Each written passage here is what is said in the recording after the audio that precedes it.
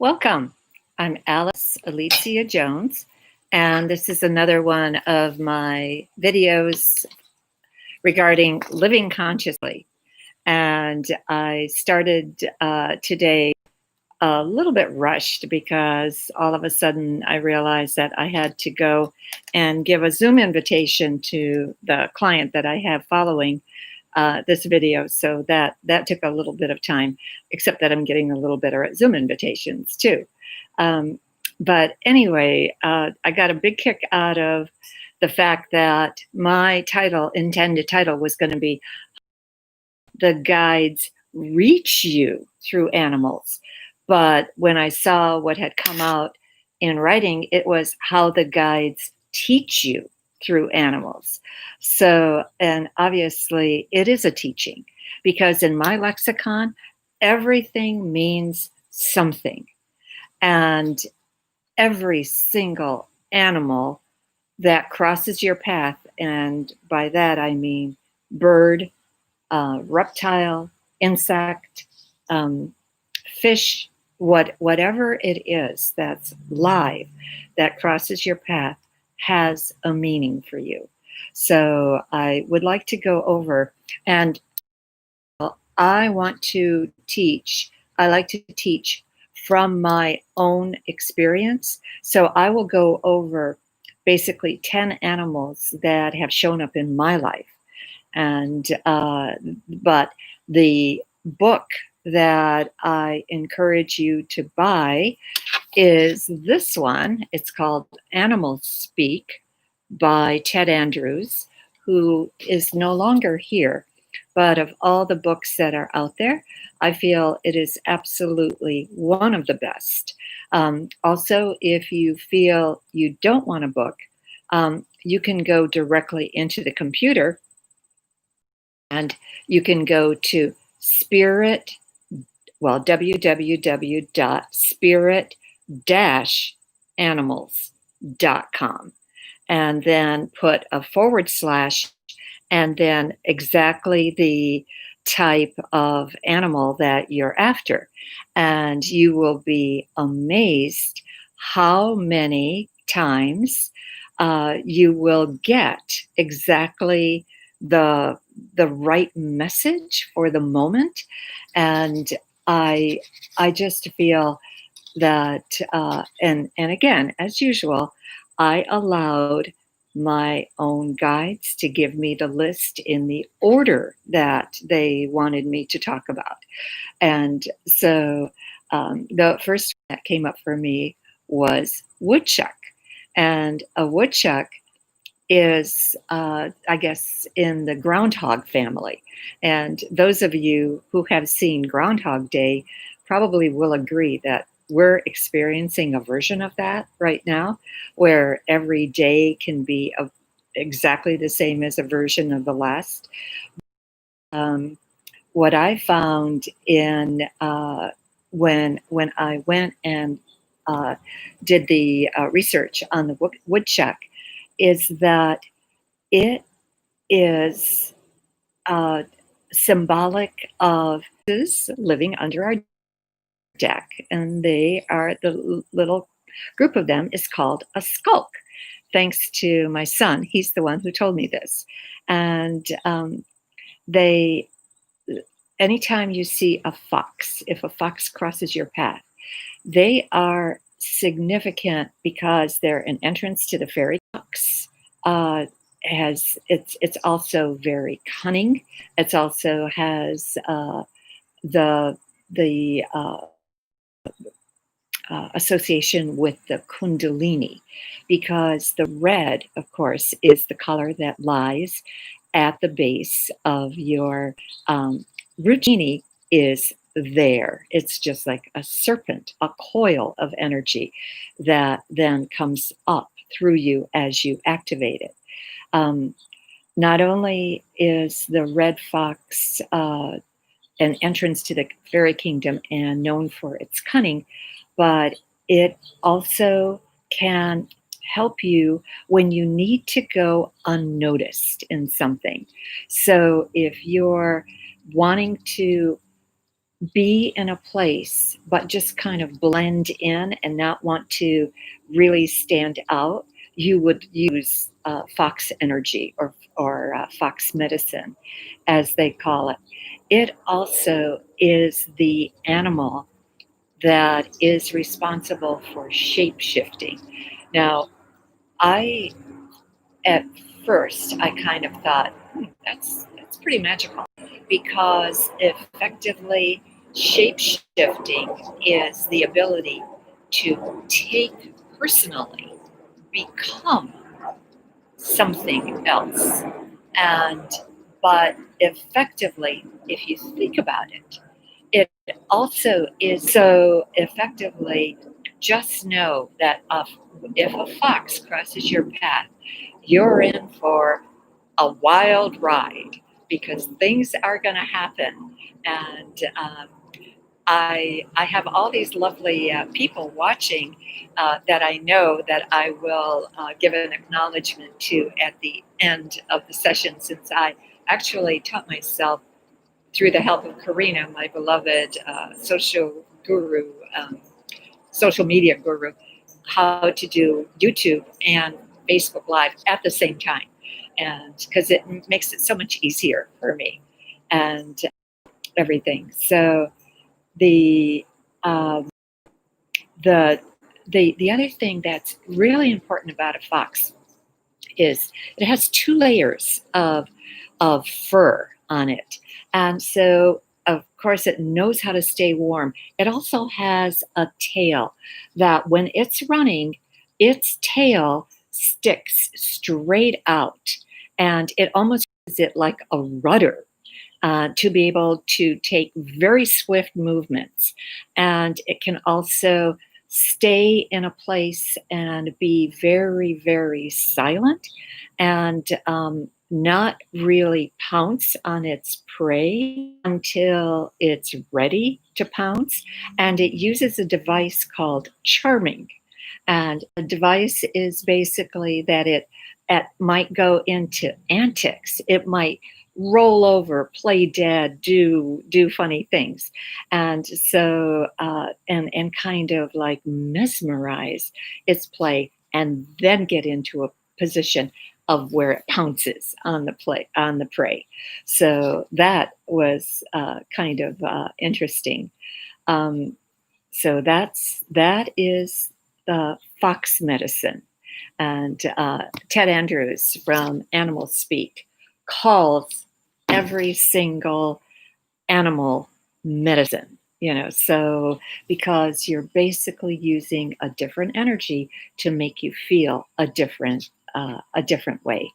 Um, the next one, katydid.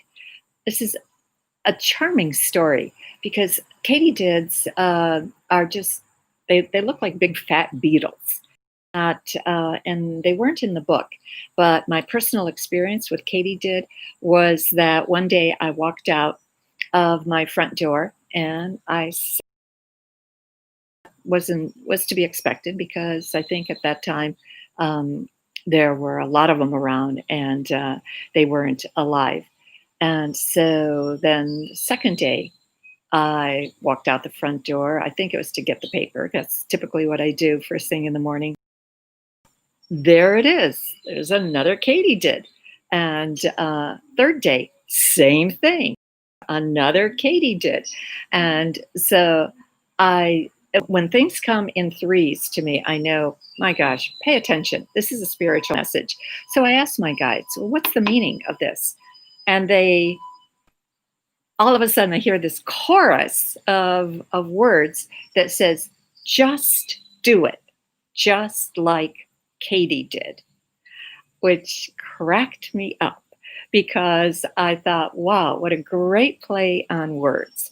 And the fact was that I was stuck at that time. This is when I was still writing, in the process of writing my book, Your Power. And in the process of writing it, there were times that I was just so determined to get every single paragraph just so that if I didn't hear the words coming in, I would just away from the computer in disgust usually, and be a and not be able to uh, pick it up, maybe for, and not be able to uh, pick it up maybe for months. And so this must have been one of those periods. So I like I said, I absolutely started laughing when I got the message, just do it, just like Katie did. Um, the next animal, and this of course is an insect, not an animal, but it's in the animal kingdom, is the horsefly. And the horsefly, I've got a beautiful story about the horsefly when I spoke about St. Francis of Assisi. But my mother told it to us as children, and she said St. Francis was known to have his place on his book to use a horsefly or a fly as a marker on as his bookmark.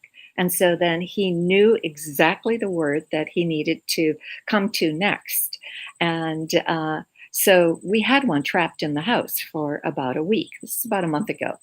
And it was trapped first upstairs. It was in the, I don't, obviously it must have come in from the downstairs, but it was trapped first in the bathroom, then in the hallway, then in the bedroom, and then it ended up in the living room. And I'm meditating one day, and I was actually meditating on animal communication. And so I saw it, and it kept buzzing in the window. And I told it, please calm down. If you come near me, I will help you. Or, no, I guess I didn't say near me. If you let me, I will help you get outside, because I had thought that I would, just take a glass and a piece of paper, trap it in the glass, slide the paper under it, and just walk it to the outdoors, which is what I typically did. But instead, as I was saying that to it, because I mean, it was just buzzing back and forth, and it was obviously a nervous wreck. And it hopped on it came closer to me. It came to the edge of the couch where I was sitting. And then I wasn't crazy about this, but it jumped on my hand. So I looked at it and I said, just stay still. Just stand still, and I will walk you to the outside. And I knew that I absolutely was communicating with it, because energetically I felt the energy of the fly. And I could tell that that energy was inside of me, and that he got it. And as I walked to the front door, I had, because he was on my left hand, I had to open the door, and it swung to the left. So I had to just make sure that I was in the right place. Took it, put it outside, and then just flicked my hand. And bless the little fly, he took off. And I was absolutely so thrilled that he paid attention to what I had to say. And like I said, I knew I was communicating with him, because energetically I could feel him. There is one thing about a fly that I had totally forgotten about, but a fly's eyes have maybe 1,000 little segments in them. So I'm not sure how they see, but effectively, one of the messages of the fly is keen insight. So that have you can have very, very keen insight when you have a fly, when you work with a fly, instead of just looking at them as a pest to be gotten rid of. And there is another message with the fly: never give up. which I apparently, uh, when I went to spirit dash animals / fly, um, that was the message that came through. So that was kind of interesting. The next animal is the hummingbird. We have a hummingbird feeder right outside our porch door. So we have been blessed with getting a, I don't know, 20, 30, 40 hummingbirds every single day. And the hummingbird is your joy guide because there is no way that you can't help but smile when you see a hummingbird. It just brings such light into your life. So, and its wings move in the shape of a figure eight. So that is also the sign of the infinity. That's the sign of the past, the present, and the future. Where the eight crosses is the present. Going up is always the future to me. Going down is always the past. Going down is Mother Earth's energy. Going up is God's energy. And so the thing with the fly, though, too, is I'm sorry, not the fly. The hummingbird is that it too is the entrance to the fairy kingdom, and it has in fact, two of the 300 species are actually a fairy name. One of them is called wood nymph, and the other one is called the purple crowned fairy. That's the actual name of one of the species. And the ruby throated hummingbird is the one that actually will do a journey from Alaska to Central America and actually has been found in South America. So you're talking about 2,500 miles.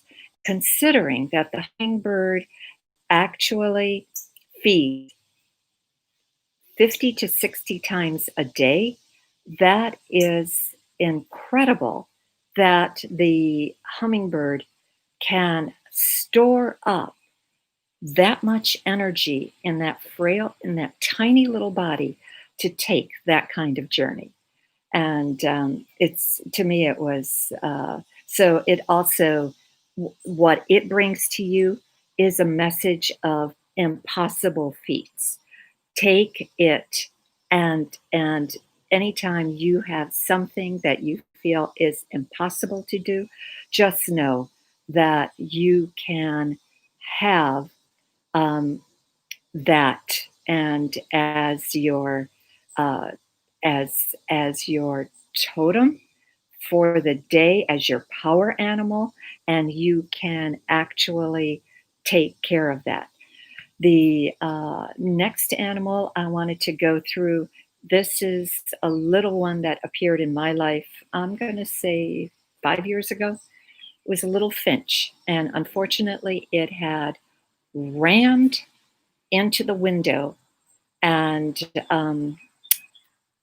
it appeared that it had broken its neck.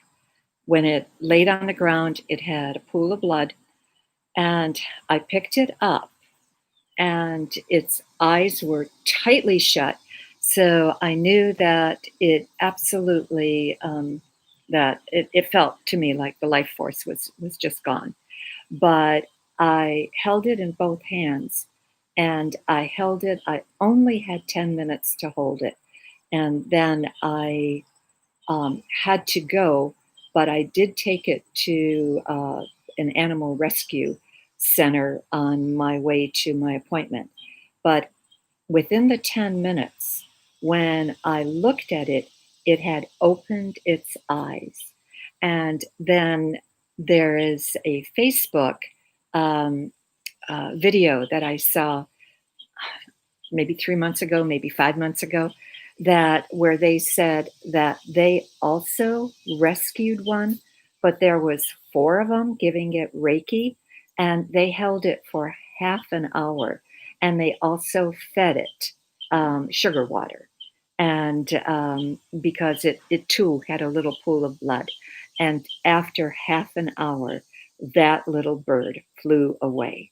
So I encourage you, if you see, because they fly into windows all the time, if you see one laying on the ground, take it, hold it between your hands. If you have Reiki skills, give it Reiki or any kind of energy healing. If you don't, just send it love and just know that, yes, it is possible to bring this little guy back to life.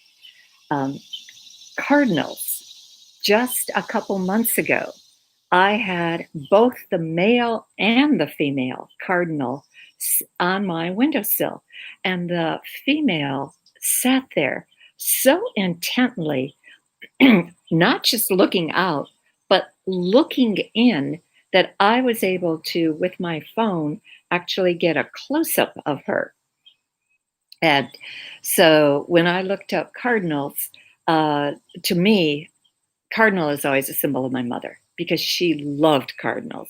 She, of course, robins in Michigan are very common, and we lived in Grand Rapids, Michigan, but cardinals came by periodically.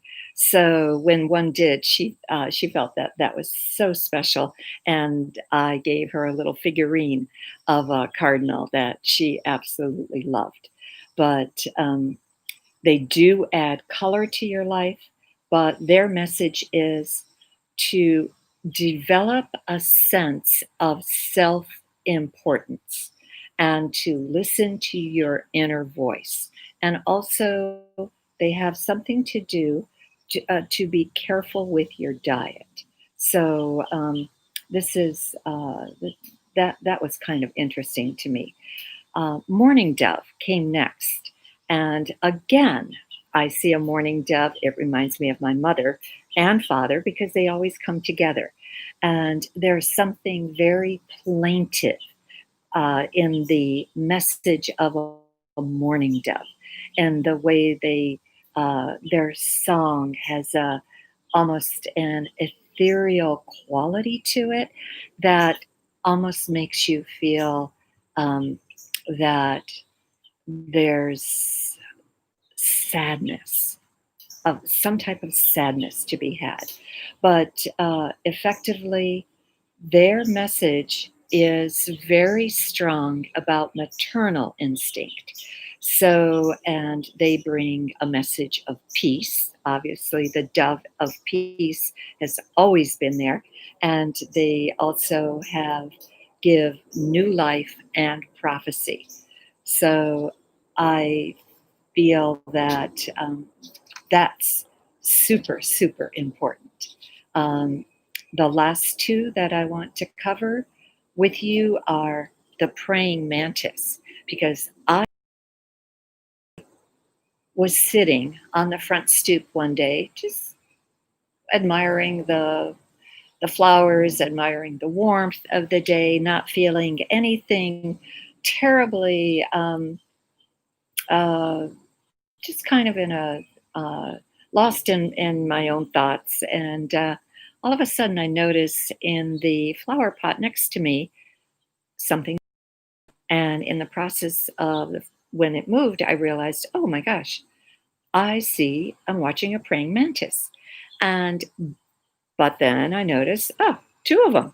So, and the one larger one was almost like stalking the smaller one. And all of a sudden, instantly, she bit off his head. So that was a shock to me.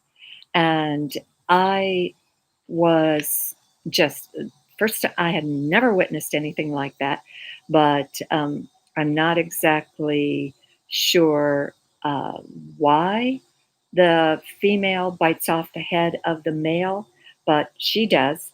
But the message of the praying mantis is the power of stillness, because again, that's exactly what I was doing. I was keeping still. So it and the other message is always not. to speak before you do. In other words, don't connect, don't advertise what it is that you're going to do until you have it well under control or completed. The last, and I apologize for going so long, is the eagle. And the eagle on my 50th birthday, that was the day that with two friends, I was going to go to Emmitsburg to see Our Lady of Emmitsburg. There was a miraculous vision that was happening. And so I was very, very happy, but in the process of waiting for the two of them to arrive at my house because I was driving, I just stood outside in the cul-de-sac and all of a sudden saw an eagle, and it swooped down so low that I could see the bald head. Then it flew away, came back with a second one, and I presume this was its mate. And they came in so close that I could actually see their eyes. And for me, that was absolutely magical. Not only was I going to go to Emmitsburg to see the Blessed Mother in her uh, an apparition. Obviously, I didn't see the apparition, but one of my friends smelled roses, which is always significant of the Blessed Mother, and the other one smelled, or didn't smell anything, but saw a brightness in the light. I saw a tiny bit of brightness, but nothing that I would say was that unusual. But anyway, but then to get the two eagles for my 50th birthday was very, very special. And the eagle, the message there is, again, keen eyesight. And it has four talons, and the bald eagle has four talons so that when it grasps something, it doesn't drop them, and it can absolutely fly in the sky and be extremely accurate when it dives straight down and maybe goes after a fish or a piece of prey or something. So anyway, I so thank you for watching this. The messages from Animal Speak came in with the book that Ted Andrews gave. It's truly the one I like the best. I have many more words of guidance in my book called Own Your Power Day by Day, and I will give you a personalized message if you order one from my website. So please do that, and I will see you on Monday. And what happens on Monday is that there is going to be, I will be in a different place. I will be at the cottage in Pennsylvania. So I still intend to keep up, but I'm going to have a little bit of a different setting there. So I thank you again for watching, and I will see you hopefully next week.